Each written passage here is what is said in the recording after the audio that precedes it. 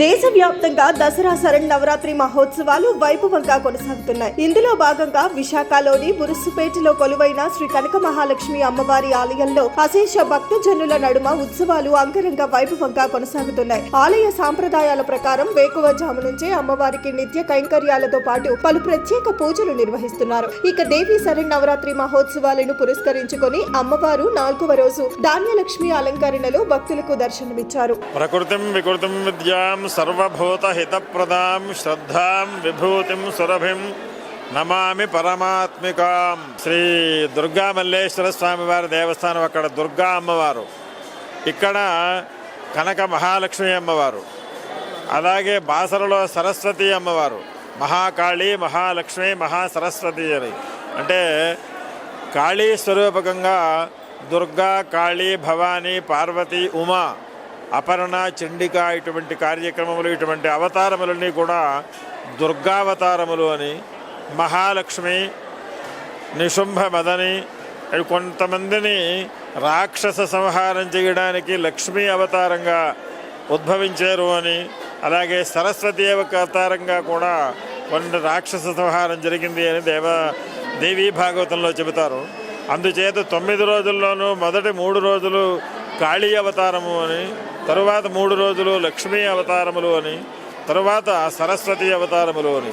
ఆ క్షేత్రమును బట్టి దుర్గా అమ్మవారి దేవస్థానం అనుకోండి, అక్కడ బాలా త్రిపుర సుందరి, గాయత్రి, పార్వతి, కనకదుర్గ, మహిషాసురమర్దని, అన్నపూర్ణ మొదలుగా కలిగినటువంటి అవతారములతోటి అలంకరణ చేస్తారు. మనం ఇక్కడ లక్ష్మీ అంశంగా చేస్తున్నాం కనుక ఆదిలక్ష్మి, ధనలక్ష్మి, ధైర్యలక్ష్మి, విజయలక్ష్మి, సామ్రాజ్యలక్ష్మి, సంతానలక్ష్మి, ఈ రకమైనటువంటి అష్టలక్ష్మి రూపములుగా అమ్మవారికి అలంకరణ చేయడం జరుగుతుంది. అలాగే సరస్వతీ క్షేత్రం అయితే అక్కడ సరస్వతి సంబంధించినటువంటి అవతారములు వేస్తారు. ఒక్కొక్క చోట ఆ ఆలయ సాంప్రదాయాన్ని బట్టి, ఆ క్షేత్ర విశిష్టతను బట్టి అవతారములు మారుతూ ఉంటాయి. ఏ అవతారమైనప్పటికీ ఏకం సద్విప్రాహ బహుధా వదంతి అని ఉపనిషత్తు చెప్తుంది. అంటే ఒకే పరమాత్మ, ఒకళ్ళకి తీపి ఇష్టం, ఒకళ్ళకి పులుపు ఇష్టం, ఒకళ్ళకి కారం ఇష్టం, ఎలా ఇగో ఒక్కొక్కళ్ళకి సరస్వతి అమ్మవారంటే ఇష్టం ఉంటుంది, ఒకళ్ళకి లక్ష్మీ అమ్మవారంటే ఇష్టం ఉంటుంది, ఒకళ్ళకి దుర్గా అమ్మవారంటే ఇష్టం ఉంటుంది.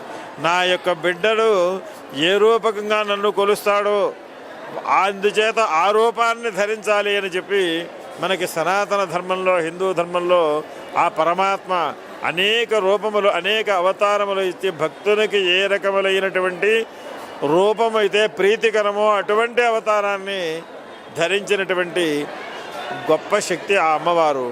ఆ అమ్మవారు బిడ్డలని కుపుత్రో జాయేత క్వచిదపి కుమాత నభవతి, పిల్లల్ని రక్షించడమే తల్లి యొక్క ధ్యేయము. అటువంటి తల్లి ఎవరు అంటే మహాకాళి, మహాలక్ష్మి, మహాసరస్వతి, ముగ్గురమ్మల మూలపుటమ్మ. ఆమె పరమేశ్వరి మహాలక్ష్మి అవతారకంగా ఇక్కడ మనకి ప్రసిద్ధి చెంది ఉన్నారు కనుక ఇక్కడ మనం ఆలయంలో లక్ష్మీ అవతారాల అలంకరణ చేసుకుంటూ అన్ని అవతారములని కూడా మనం అమ్మవారిలోనే చూసుకుంటాం. అందరికీ నమస్కారం అండి. ఉత్తరాంధ్ర ప్రజల కొంగు బంగారం, ఇలవేల్పు, భక్తులు అడిగిన కోరికలు అడిగిన వెంటనే తీర్చే శ్రీ కనకమహాలక్ష్మి అమ్మవారి దేవస్థానంలో దసరా ఉత్సవాలు అంగరంగ వైభవంగా జరుగుతున్నాయి. ఈరోజు అమ్మవారికి ధాన్యలక్ష్మి అలంకారం, భక్తులకి అమ్మవారు ధాన్యలక్ష్మి అలంకారంలో దర్శనమిస్తున్నారు.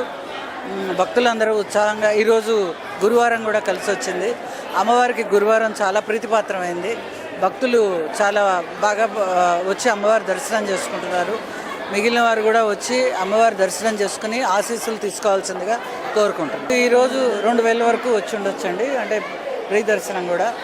ఏర్పాట్లు అంటే అమ్మవారికి అన్నదానం ఉంది, వచ్చిన భక్తులకి మంచినీరు ఫెసిలిటీ ఉంది, టాయిలెట్స్ ఉన్నాయి, భక్తులకి ఎటువంటి ఫ్రీ ప్రసాదం డిస్ట్రిబ్యూషన్ ఉంది, 12 గంటల నుంచి అన్నప్రసాదం కూడా ఉంది. అన్ని రకాలుగా భక్తులకు ఎటువంటి ఇబ్బందులు లేకుండా అన్ని ఏర్పాట్లు తీసుకున్నాం. క్యూ లైన్స్ కానీ, షేడ్స్ కానీ, భక్తులందరూ షేడ్లోనే ఉంటారు. Queue lines permanent queue lines కాబట్టి భక్తులకు ఎటువంటి ఇబ్బంది లేవు. అన్ని ఏర్పాట్లు చేస్తున్నాం.